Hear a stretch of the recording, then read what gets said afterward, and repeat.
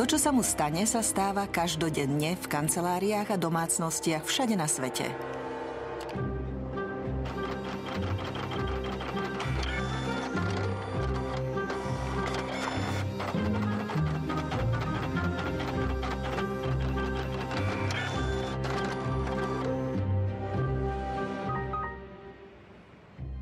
Súčiastka vo vnútri tlačiarne sa poškodila a výrobca Marko sa odkazuje na technickú pomoc. Technik môže problém diagnostikovať, ale už samo o sebe to stojí 15 eur. Náhradné súčiastky je totiž veľmi ťažko zohnať. Oprava sa vôbec neoplatí. Stálo by to okolo 120 eur. Za 40 eur si už kúpiš novú. Odporúčal by som kúpiť novú tlačiareň. Rozhodne treba kúpiť novú.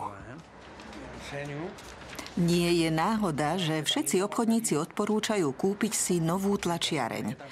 Keby Marko súhlasil, stal by sa len ďalšou obeťou plánovanej zastaranosti, tajného mechanizmu poháňajúceho našu konzumnú spoločnosť. Zmyslom života sa stalo požičiavanie peňazí na kupovanie nepotrebných vecí.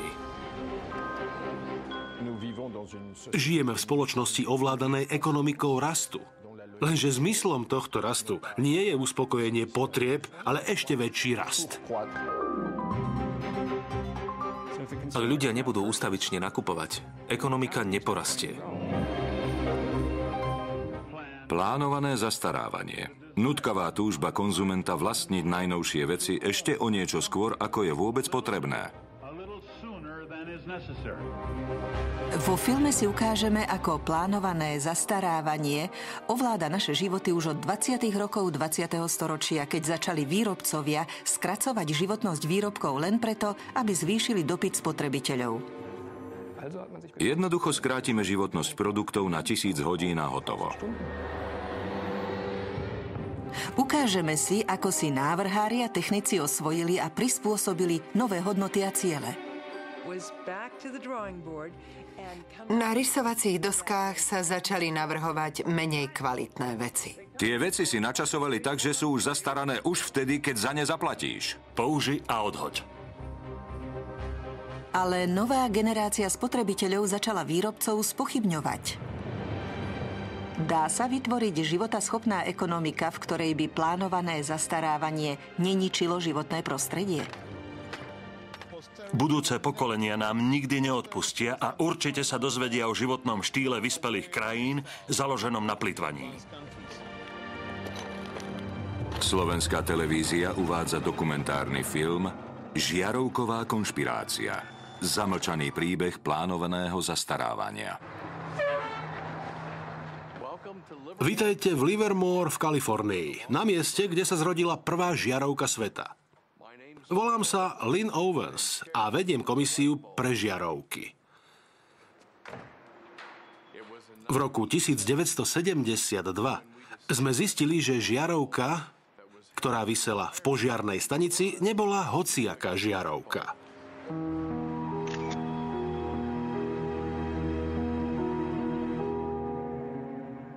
Žiarovka v požiarnej stanici v Livermore svieti nepretržite od roku 1901.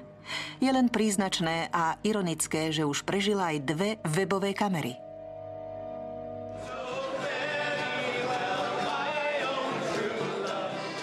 Keď v roku 2001 žiarovka slávila svoje 100. narodeniny, obyvatelia Livermoreu usporiadali veľkú narodeninovú oslavu v americkom štýle. Mysleli sme si, že príde tak 200 ľudí, ale nakoniec nás bolo asi 900.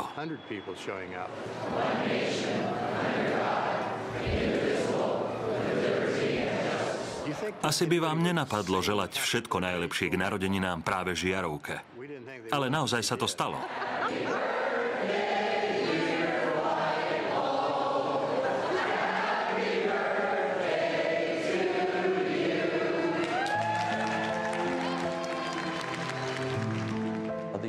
Základ žiarovky vznikol v mestečku Shelby v štáte Ohio okolo roku 1895. A žiarovku skonštruovali veľmi zaujímavé dámy, ktoré mám tu na obrázku, a niekoľko pánov, ktorí do spoločnosti investovali.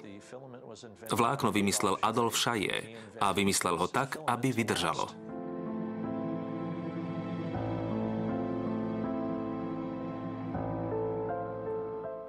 Ako je to možné? Neviem. Toto tajomstvo si so sebou zobral do hrobu. Šajetovo tajomstvo večného vlákna nie je jedinou záhadou v dejinách žiarovky. Oveľa väčším tajomstvom je to, ako sa mohla obyčajná žiarovka stať prvou obeťou plánovaného zastarania. Štedrý deň roku 1924 bol veľmi výnimočný. V zadnej miestnosti jedného domu v Ženeve sa stretli páni v prúškovaných oblekoch, aby sa dohodli na tajnom pláne. Rozhodli sa založiť prvý celosvetový kartel, ktorý si dal za cieľ kontrolovať výrobu žiaroviek všetkých krajín a potom si rozdeliť koláč, ktorý sa nazýva Svetový trh. Kartel dostal meno Phoebus.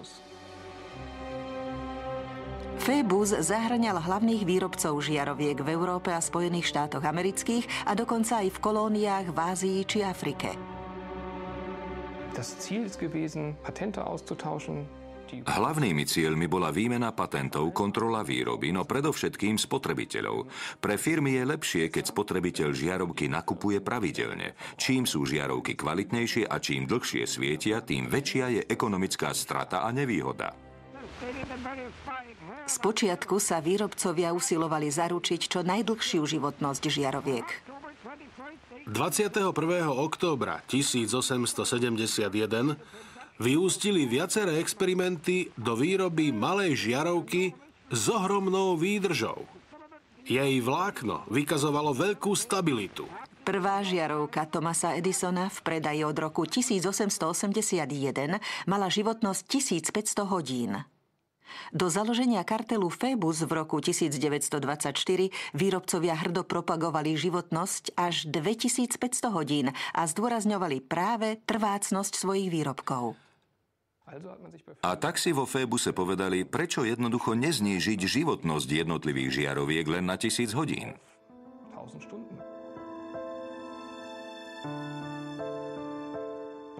V roku 1925 bol za tým účelom zriadený tzv. Výbor pre 1000-hodinovú životnosť, ktorý si vytýčil cieľ znížiť po technickej stránke životnosť žiaroviek na stanovený limit. O viac ako 80 rokov odhalil berlínsky historik Helmut Höge dôkazy o činnosti tohto výboru ukryté v interných dokumentoch zakladajúcich členov kartelu. Napríklad holandskej spoločnosti Philips, nemeckej firmy Osram alebo francúzskej Compagnie de l'Homme.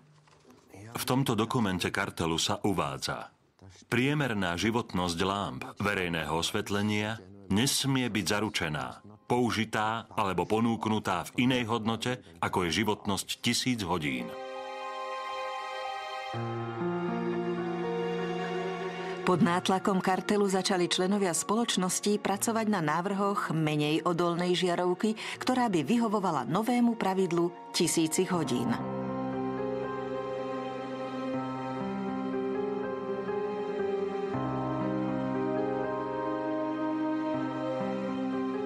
Výroba žiaroviek a dodržiavanie noriem výrobcami sa prísne kontrolovali. Jedno opatrenie napríklad spočívalo v zriadení skúšobnej rampy, na ktorej boli umiestnené pätice žiaroviek. Na ne sa pripevňovali jednotlivé exempláre žiaroviek z rôznych výrobných sérií a firmy ako napríklad Osram čo najprecíznejšie zaznamenávali, ako dlho žiarovky svietia. Kartel Phoebus svoje pravidlá presadzoval aj prostredníctvom prepracovaného byrokratického aparátu. Ak boli každomesačné výkazy mimo normy, pristupovalo sa k prísnym pokutám. Toto je pokutová tabuľka z roku 1929, ktorá zaznamenáva, koľko švajčiarskych frankov musia členovia kartelu zaplatiť ako pokutu, ak žiarovky svietia dlhšie ako napríklad 1500 hodín.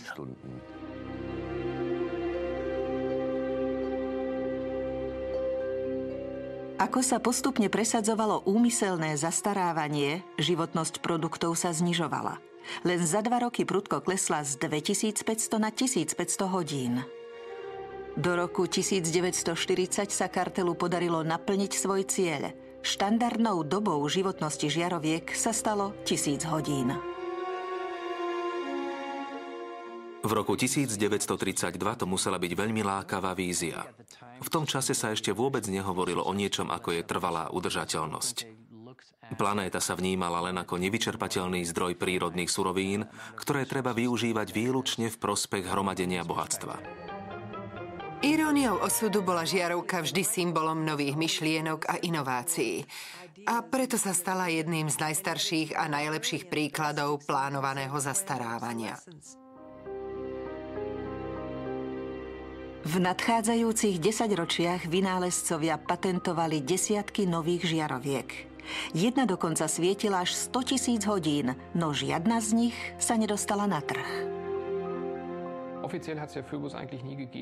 Kartel Phoebus oficiálne nikdy neexistoval, hoci jeho činnosť nebola verejnosti celkom neznáma. Trik spočíval v ustavičnom menení názvu. Premenovali sa na Medzinárodný elektrický kartel a potom na niečo iné. Čo je dôležité, táto podstata je aj naďalej inštitucionalizovaná a existuje aj dnes.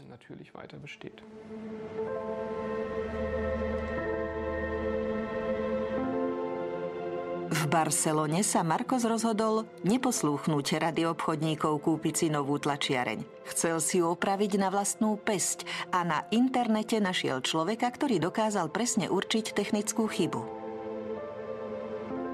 Je to malé špinavé tajomstvo atramentových tlačiarní. Chcel som si niečo vytlačiť a tlačiareň mi oznámila, že potrebuje vymeniť niektoré súčiastky. Tak som sa teda rozhodol trošku sa v nej povrtať. Ahoj Marcos, dostal som tvoju správu. Marcos sa s autorom videa spojil. Na dne tlačiarne sa nachádza zásobník vyplitvaného atramentu. Atramentové tlačiarne musia ustavične čistiť hlavy, čo sa vykonáva striekaním atramentu cez otvor v dolnej časti tlačiarne do tejto veľkej špongie. Čas, za ktorý istý počet kvapiek atramentu pretečie, je presne stanovený a potom prestane fungovať. Oficiálne zdôvodnenie znie, že ide o zabránenie vytekaniu atramentu na stôl. Obávam sa však, že podstata problému je inde. Technológia je jednoducho nastavená tak, aby sa prístroj pokazil.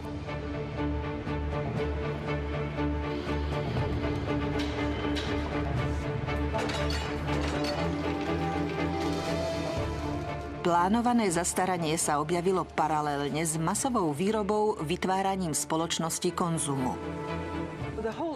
Výroba produktov so zníženou životnosťou je súčasťou procesu, ktorý sa začal priemyselnou revolúciou. Stroje začali vyrábať masovo a oveľa lacnejšie. Spotrebitelia boli nadšení, so strojmi však nedokázali držať krok a množstvo produkcie sa vymklo z rúk. Už v roku 1928 jeden vplyvný časopis varoval, že výrobok, ktorý sa odmieta opotrebovať, je tragédiou pre biznis. Masová produkcia spôsobila, že mnohé druhy tovaru sa stali široko dostupnými. Ceny klesli a ľudia začali nakupovať nie pre potrebu, ale pre zábavu. Ekonomika prekvitala.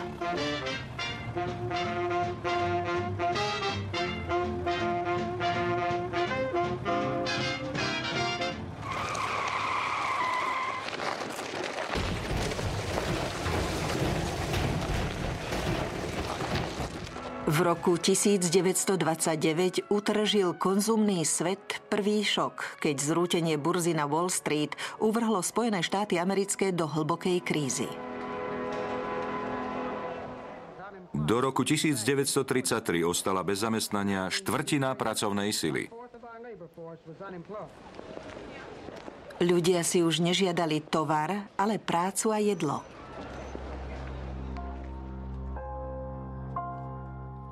A potom prišiel z New Yorku radikálny návrh, ako opäť naštartovať zrútené hospodárstvo.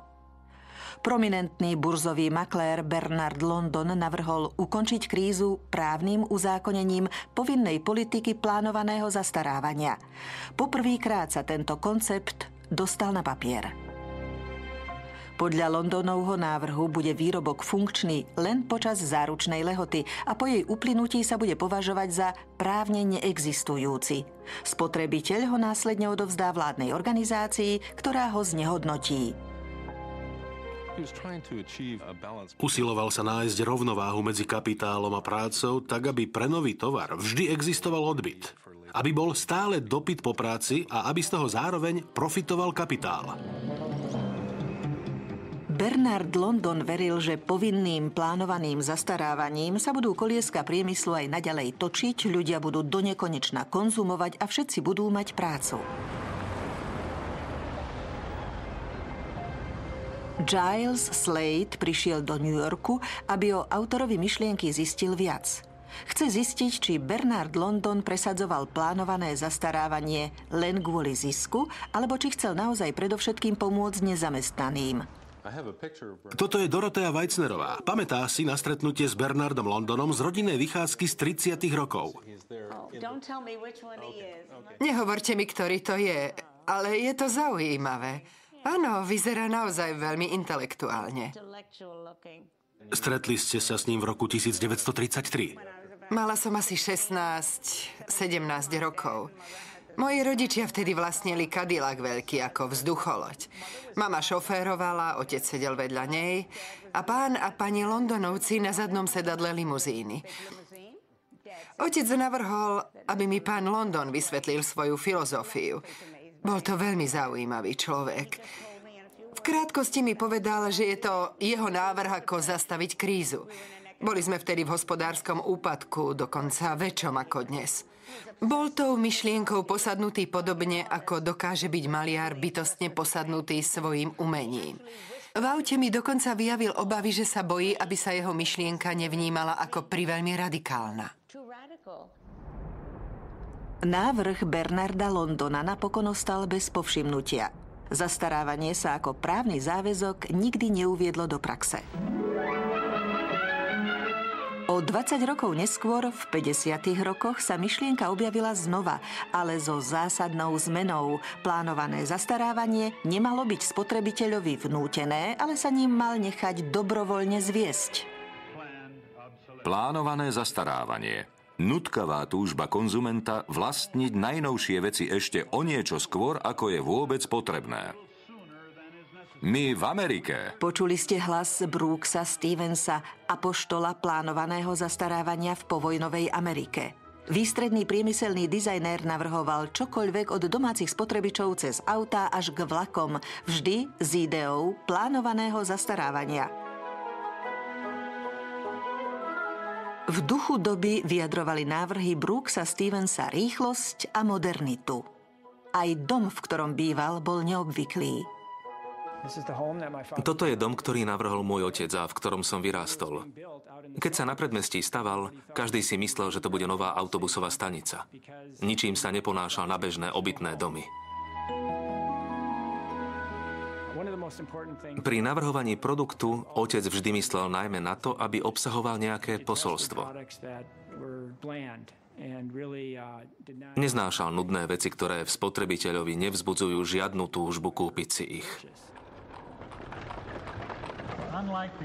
Na rozdiel od niekdajšieho európskeho prístupu, keď sa pokúšali vyrábať čo najlepšie produkty, ktoré by vydržali večne, čo samozrejme znamená, že si kúpite úžasné svadobné šaty, v ktorých vás aj pochovajú a nikdy už nebudete mať nič iné, na rozdiel od toho chce Amerika docieliť, aby sa konzumentovi obľúbené predmety zunovali. Posunul ich do obchodov z druhej ruky a zadovážil si len najnovšie s najmodernejším možným vzhľadom. Brooks Stevens cestoval po celých Spojených štátoch amerických a v každom prejave propagoval plánované zastarávanie. Jeho prístup sa stal priam evanjeliom doby. S vďakou americkým návrhárom. Ženy, ale aj muži sa čoraz väčšimi zaujímajú o to, ako veci vyzerajú. Dychtivo sa nadchýnajú všetkým, čo je nové, krásne a moderné. Dizajn a marketing v konzumentoch vyvolával vždy novú túžbu po najnovších modeloch. Môj otec nikdy žiadnu vec nenavrhoval tak, aby zlyhala alebo z akejsi funkčnej príčiny v krátkom čase zastarala. Plánované zastarávanie je celkom na zodpovednosti spotrebiteľa. Nikto ho predsa nenúti ísť do obchodu a produkt si kúpiť. Robí to z vlastnej slobodnej vôle a voľby.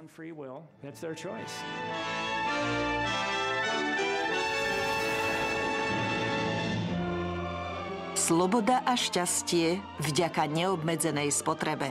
Americký spôsob života v 50. rokoch sa stal základom konzumnej spoločnosti, ako ju poznáme dnes.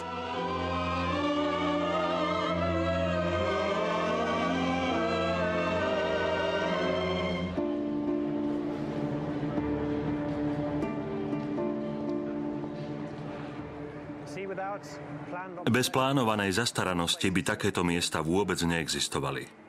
Neboli by žiadne produkty, neexistoval by priemysel, boli by zbytoční dizajnéri či architekti, predávači, upratovači, žiadne bezpečnostné hliadky, žiadne pracovné miesta. Ako často si vymieňate mobilné telefóny? Raz za rok. Raz za rok. Plánované zastarávanie je dnes integrovanou súčasťou škôl dizajnu aj inžinierstva. Boris Knuff vysvetľuje koncept životného cyklu produktu, čo je moderný eufemizmus pre plánované zastarávanie. Bol som pre vás nakúpiť a mám tu niekoľko vecí. Panvicu, tričko, ďalšie tričko.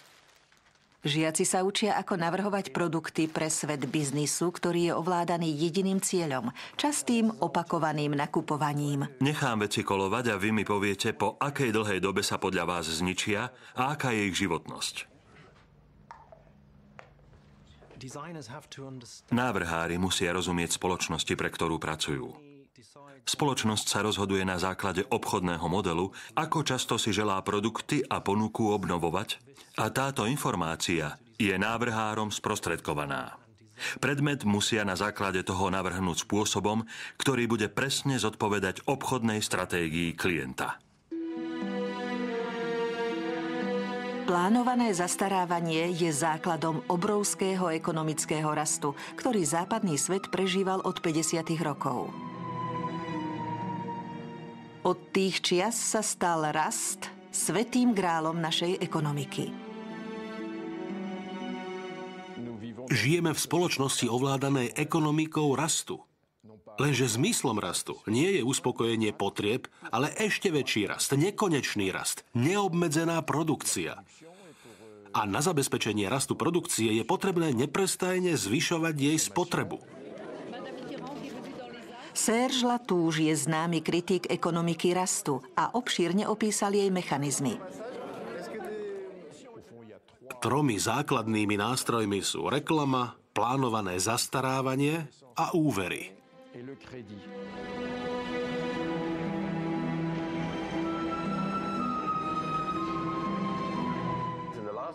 V poslednej generácii sa zmyslom života stalo požičiavanie peňazí na nákup vecí, ktoré nepotrebujeme. To je postavené na hlavu. Kritici spoločnosti rastu upozorňujú, že je z dlhodobej perspektívy neudržateľná, nakoľko sa zakladá na očividných rozporoch. Ten, kto si myslí, že nekonečný rast sa dá zosúladiť s konečnou planétou, je buď blázon, alebo ekonóm. Dráma tkvie v tom, že v dnešných časoch sme všetci ekonómovia. Prečo sa každé 3 minúty vyrobí niekde na svete nový produkt? Je to naozaj potrebné? Zdá sa mi, že veľa ľudí pochopilo potrebu zmeny takéhoto systému vo chvíli, keď im politici začali tvrdiť, že viac nakupovania môže najlepšie naštartovať krachujúcu ekonomiku. V spoločnosti rastu všetci sedíme v pretekárskom aute, ktoré už dávno nemá šoféra a ktorého koniec sa dá ľahko predvídať. Bude to buď tvrdý náraz do múra, alebo zrútenie sa do priepasti.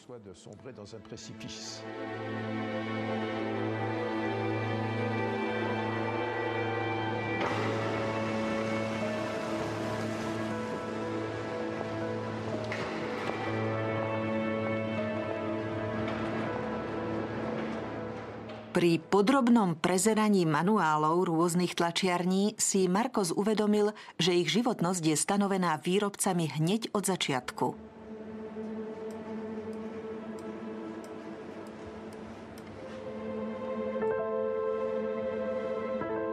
Dosiahli to umiestnením čipu hlboko dovnútra tlačiarne.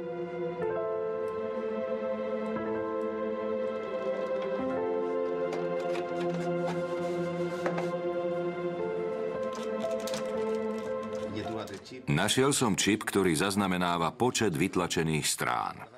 A keď prekročí vopred stanovené množstvo, zablokuje tlačiareň, ktorá prestane fungovať.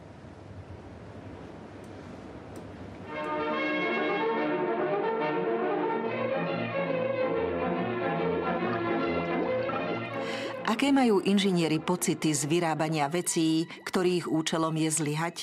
Ich dilemu popisuje britský film z roku 1951, v ktorom mladý chemik vynašiel trvalú hrozbu. Je presvedčený, že sa zaslúžil o veľký pokrok.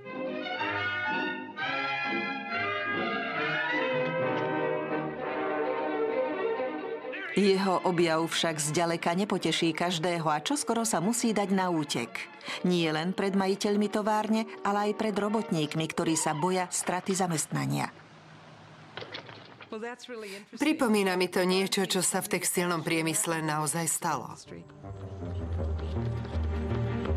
V 40. rokoch ohlásil chemický gigant DuPont príchod revolučného syntetického tkaniva nylonu.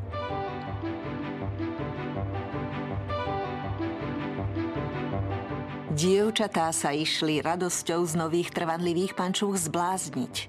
Nadšenie však netrvalo dlho. Pred vojnou aj po vojne pracoval môj otec v spoločnosti DuPont na oddelení nylonu. A rozprával mi, ako ich skúšali pri výrobe pančúch.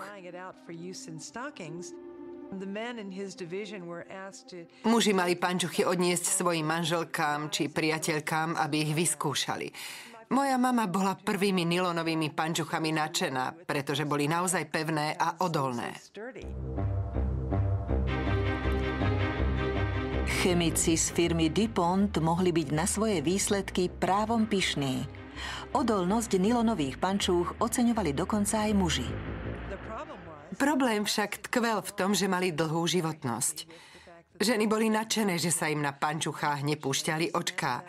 Lenže spoločnosti vyrábajúce pančuchy ich preto predávali málo. DuPont dal otcovi Nicole Foxovej a jeho kolegom nové nariadenia. Muži z oddelenia sa museli vrátiť k rysovacím doskám za účelom vymyslenia slabších vláken. Museli vytvoriť menej odolný materiál púšťajúci očká, aby pančuchy vydržali len obmedzenú dobu. Tí istí chemici, ktorí svoje schopnosti využili na výrobu odolných nylonových pančúch, začali kráčať s duchom doby a navrhli menej odolný materiál. Hrozba trvanlivosti sa z továrne stratila podobne ako na plátnach kín. Nad objavom potrebujeme získať úplnú kontrolu. Zaplatíme vám aj dvojnásobok sumy. 250 000. Chcete ho zastaviť? Áno. Ako sa asi chemici v DuPontovej firme cítili, keď museli znižovať kvalitu vlastných výrobkov? Vyrábať nekvalitné výrobky bolo pre inžinierov zaiste ubíjajúce, najmä ak vynaložili toľko úsilia, aby ich kvalitu zaručili. Na druhej strane, možno je to len pohľad zvonka. A či vyrobili pančuchy odolné alebo menej odolné, oboje bola ich práca.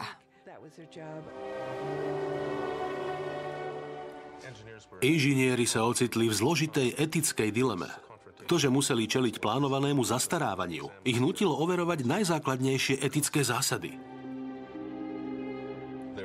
Stará škola bola presvedčená, že by mali vyrábať kvalitné výrobky, ktoré vydržia čo najdlhšie, a novú školu inžinierov ovplyvňoval trh, ktorý im diktoval vyrábať veci na jedno použitie. Rozpor sa nakoniec skončil tým, keď prevládol prístup trhu a novej školy. Smrť obchodného cestujúceho. Plánované zastarávanie neovplyvnilo len inžinierov. Frustráciu bežných spotrebiteľov odzrkadľuje klasická hra dramatika Artura Millera.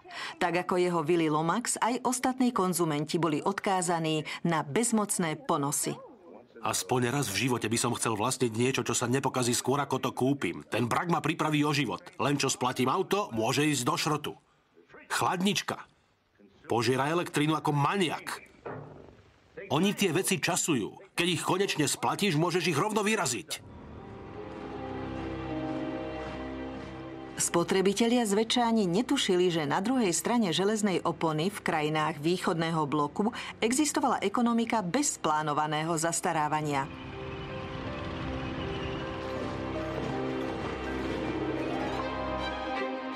Komunistické hospodárstvo neovládal voľný trh, ale štátne centrálne plánovanie. Bolo neefektívne a trpelo chronickým nedostatkom zdrojov. V takom systéme by plánované zastarávanie nedávalo žiaden zmysel. Bývalé východné Nemecko bolo najúspešnejšou komunistickou ekonomikou a oficiálne regulácie stanovovali, že chladničky a pračky musia fungovať minimálne 25 rokov. Túto chladničku východonemeckej výroby som kúpil v roku 1985 a má najmenej 24 rokov. Žiarovku som doposiaľ nemusel meniť. Takisto má takmer 25 rokov. V roku 1981 vyrobila továreň vo východnom Berlíne dlhotrvajúcu žiarovku. Uviedli ju na medzinárodnom veľtrhu so svietidlami s úmyslom nájsť odberateľov zo západu.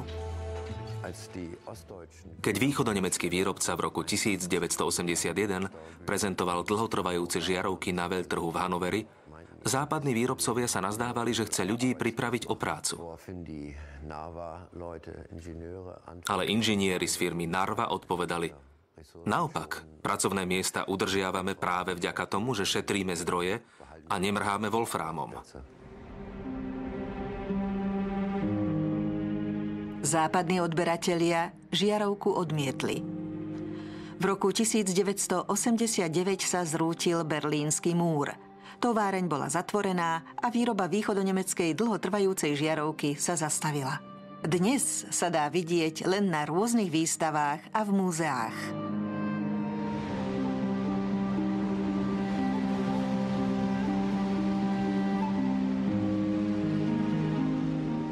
Po 2 desaťročiach sa konzumný spôsob života vymkol spod kontroly na východe, rovnako ako na západe.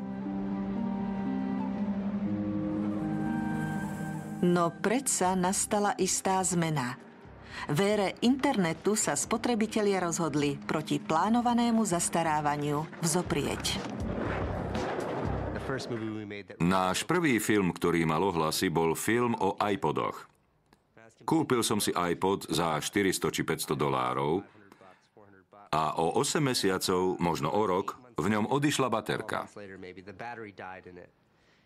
Zavolal som do firmy Apple, aby mi baterku vymenili, ale podľa ich vtedajšej politiky som si vraj mal kúpiť nový iPod. Môžete si kúpiť nový. Apple neponúka pre svoje výrobky nové batérie? Nie. Nehnevalo ma ani tak to, že odišla baterka. Keď mi odíde baterka v telefóne Nokia alebo aj v počítači Apple, stačí ju vymeniť. Ale v iPode, ktorého hardware je taký drahý, ju nestačí vymeniť, treba kúpiť nové zariadenie. Môj brat Van prišiel s nápadom natočiť o tom film.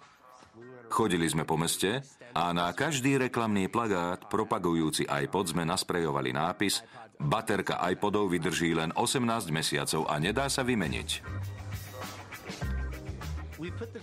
Video sme zavesili na našu stránku a už po prvom mesiaci mala návštevnosť okolo 6 miliónov. Ľudia sa po nej išli potrhať. Právnička zo San Francisca Elizabeth Pritzkerová sa o videu dopočula a spoločne so svojimi partnermi sa rozhodla firmu Apple žalovať za krátku životnosť batérií iPodov. Pol storočia od prípadu so žiarovkou sa plánované zastarávanie opäť dostalo pred súd. Súdny spor sme začali 2 roky po uvedení iPodov na trh. V tom čase Apple len v Spojených štátoch predal okolo 3 miliónov iPodov. Mnohí z 3 miliónov vlastníkov iPodov mali s batériami problémy a boli ochotní podať žalobu. Jedným z nich bol aj Andrew Westley. Spomedzi tých spotrebiteľov, ktorí sa nám ozvali, sme vybrali niekoľkých, ktorí sa stali zástupcami v právnej žalobe.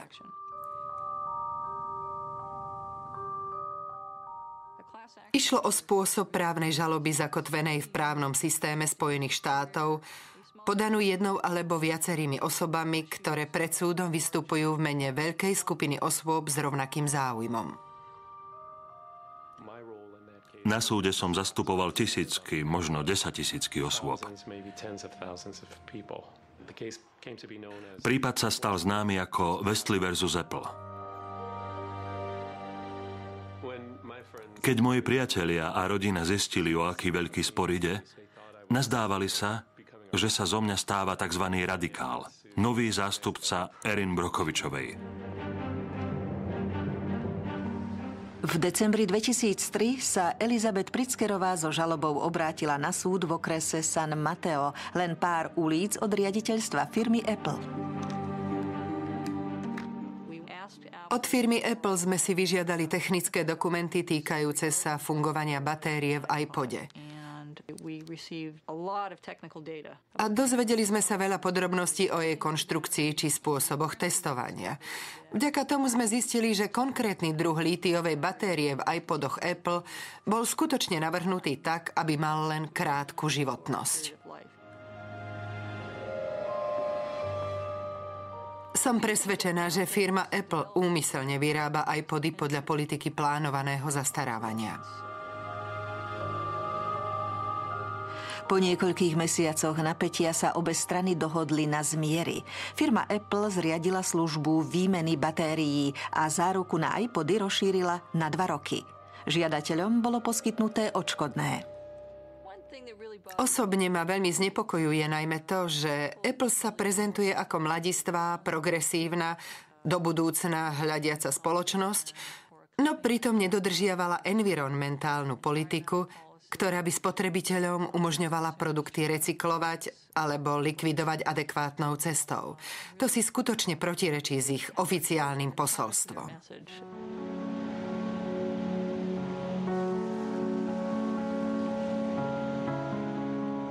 Plánované zastarávanie vytvára nepretržitý príliv odpadu, ktorý sa preváža do krajín tretieho sveta, napríklad do africkej Ghany.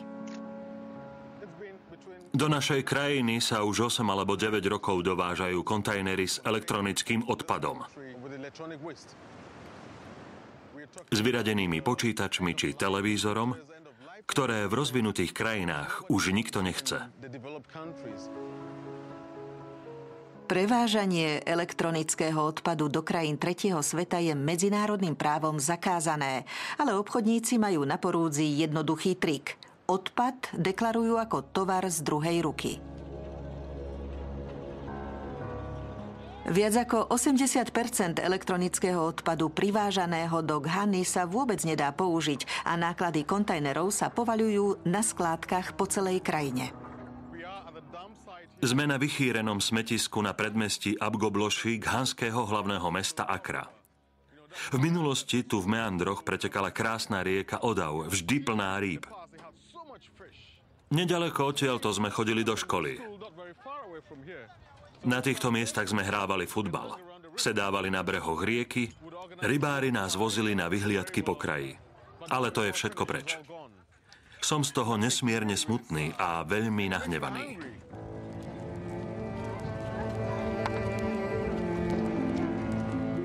Dnes sa tu po škole žiadne deti nehrajú.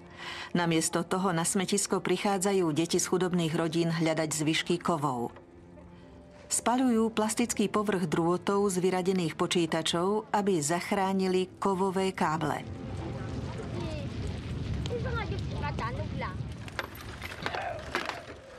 A čo ostane, preberajú najmenšie deti, spokojné aj s tými kúskami kovu, na ktoré staršie deti zabudli.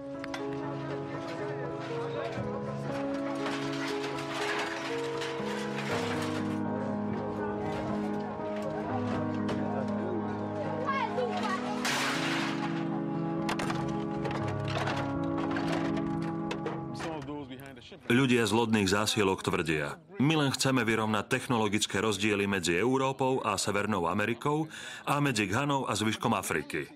No pravda je taká, že tento odpad jednoducho nefunguje.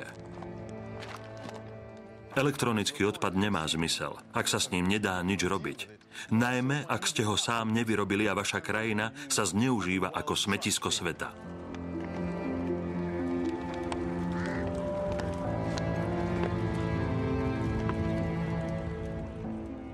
Odpad, ktorý bol počas industriálnej éry tak dlho ukrývaný pred našim zrakom, priamo vstupuje do našich životov a už sa tomu nedá zabrániť.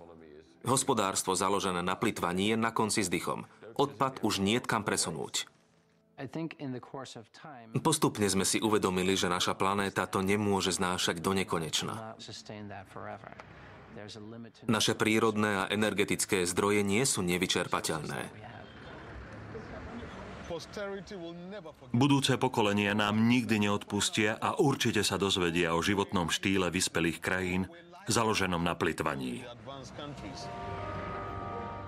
Všade na svete ľudia začali proti plánovanému zastarávaniu bojovať.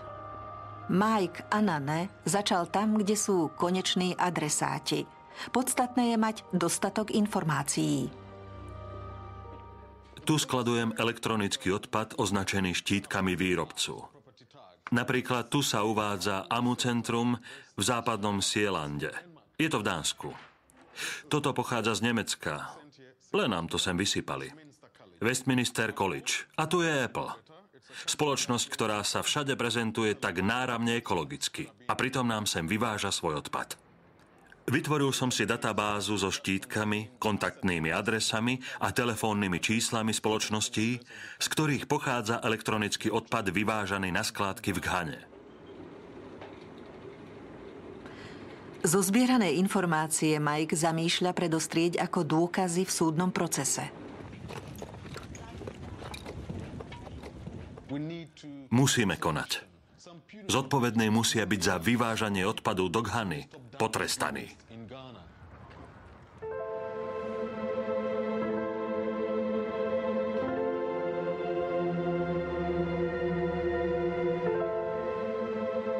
Marcos na internete pokračuje v hľadaní možností predĺžovania životnosti svojej tlačiarne. Objavil ruskú stránku, ktorá zadarmo ponúka softvér so špeciálne vyvinutým čipom. Programátor dokonca otvorene vysvetľuje svoju osobnú motiváciu. Tlačiarne sa kazia, lebo sú nekvalitné. Nekvalitný model vyhovuje biznisu, nie však užívateľovi a životnému prostrediu. Môj softvér vychádza v ústrety spotrebiteľovi tým, že umožňuje vymeniť opotrebovanú atramentovú podložku. Marcos nevie, čo si má myslieť, ale softvér si napriek tomu stiahne. John Takara bojuje proti plánovanému zastarávaniu z malej francúzskej dediny tým, že ľuďom pomáha nachádzať nové, alternatívne obchodné a dizajnové stratégie z celého sveta. Vo všetkých chudobných krajinách si ľudia celkom prirodzene veci opravujú sami. Názor, že vec je treba vyhodiť len preto, že sa na nej niečo pokazí, je pre ľudí z globálneho juhu nemysliteľné, neušľachtilé a vulgárne. Na tradíciu schopnosti veci šetriť a opravovať existuje v Indii dokonca veľmi zložitý pojem džugát.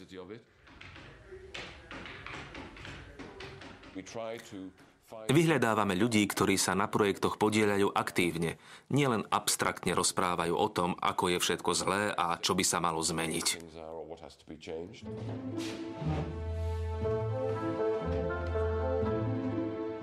Jedným z tých ľudí je aj Warner Phillips, potomok slávnej dynastie výrobcov žiaroviek. Starý otec ma raz zobral do jednej z tovární firmy Philips v Eindhovene a ukázal mi, ako prebieha veľkovýroba žiaroviek. Bol to silný zážitok. Po 100 rokoch od založenia žiarovkového kartelu Warner Phillips v rodinnej tradícii pokračuje. S úplne novým prístupom vyrába polovodičové LED žiarovky, ktorých životnosť je 25 rokov. Medzi svetom obchodu a životným prostredím nemá existovať priepasť. Podľa mňa sa obchod dá zosúladiť s trvalou udržateľnosťou a dokonca je pre obchod prospešná. Jedinou cestou k tomu je podľa mňa uvedomiť si skutočnú cenu zdrojov, ktoré sa využívajú. Zohľadňujeme cenu energie, ale aj energiu, ktorá sa spotrebuje pri transporte. Keby mali dopravcovia za transport platiť skutočnú cenu, nevraviac o tom, že ropa je neobnoviteľný zdroj, za ktorý nemáme náhradu, náklady za transport by stúpli 20-násobne až 30-násobne. Ak sa to zohľadní pri každom vyrobenom produkte, pre výrobcov a podnikateľov všade na svete to bude veľká motivácia vyrábať produkty s veľmi vysokou životnosťou. Politika plánovaného zastarávania sa dá odstraňovať aj novým prístupom k technike a výrobe spotrebného tovaru. Moderný koncept, označovaný pojmom z kolísky do kolísky, tvrdí, že keby boli všetky továrne kompatibilné s prírodou, plánované zastarávanie by sa prekonalo. Keď sa hovorí o ochrane životného prostredia, rozumieme pod tým šetrenie, obmedzovanie, žiadny odpad, menej škodlivosti. Keď však pozorujeme na jar prírodu, vidíme, že nepotrebuje šetriť, obmedzovať, ani redukovať odpad. Príroda vytvára hojnosť všetkého, no opadané kvety, mŕtve lístie či iné odumreté časti nie sú odpad. V prírodnom cykle sa stávajú živinami pre iné organizmy. Príroda nepozná odpad, pozná len živiny. Podľa Braungarta priemysel môže tento harmonický prírodný cyklus imitovať. Že to možné je, dokázal novým návrhom výrobného procesu v švajčiarskej textilnej továrni. Keď máme napríklad látku na potiahnutie gauča alebo stoličky, zvyšné odstrižky sú natoľko jedovaté, že sa musia zlikvidovať ako špeciálny odpad.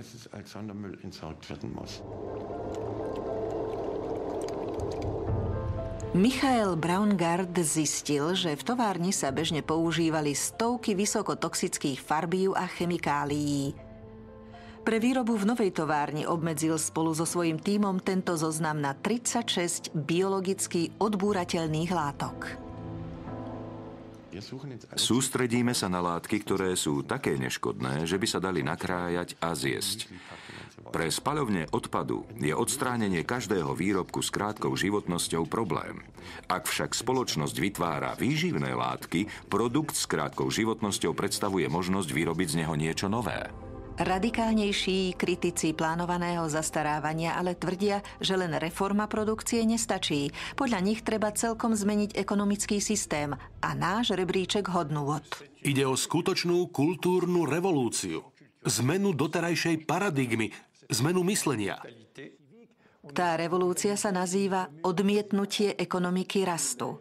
Serge Latouche prednáša, ako sa dá celkom vymaniť zo spoločnosti založenej na ustavičnom raste. Odmietnutie ekonomiky rastu je provokatívny koncept, ktorého zmyslom je skoncovať s delirickým diskurzom o akomkoľvek raste, či už nekonečnom alebo udržateľnom, a ktorý zdôrazňuje potrebu dôkladnej zmeny myslenia.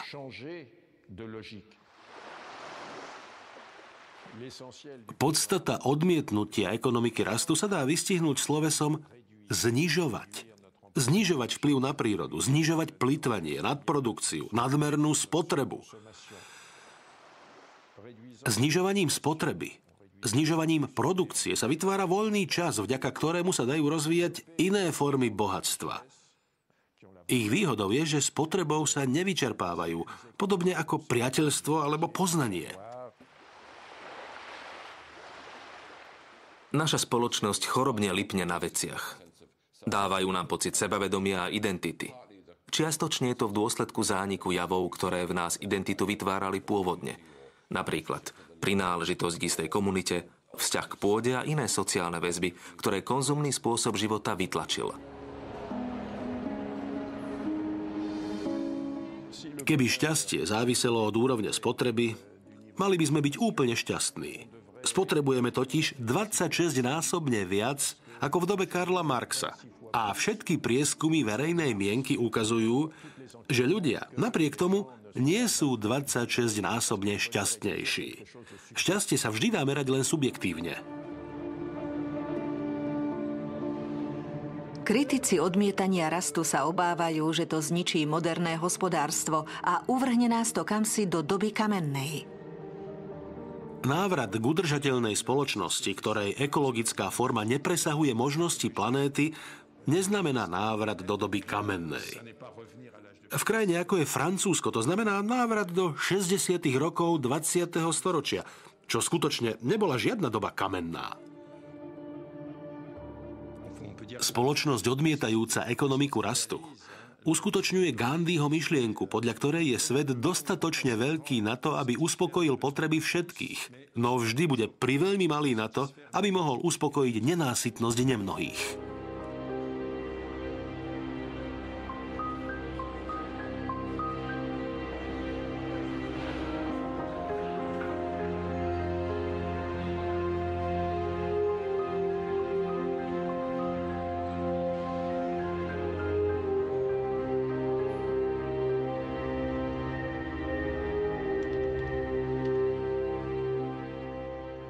Marcos si do počítača nainštaloval bezplatný ruský program. Pomocou nového softvéru sa mu podarilo nastaviť čip vo vnútri tlačiarne naspäť na nulu. Tlačiareň sa v tom okamihu odblokuje.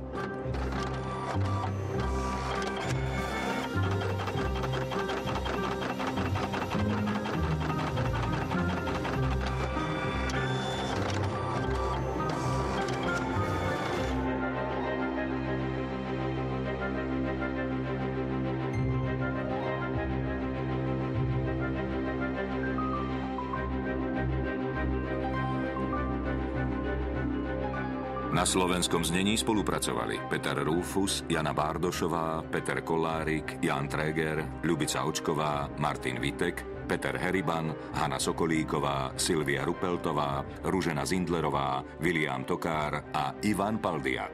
Slovenské znenie vyrobila Slovenská televízia pre Rozhlas a televíziu Slovenska 2013.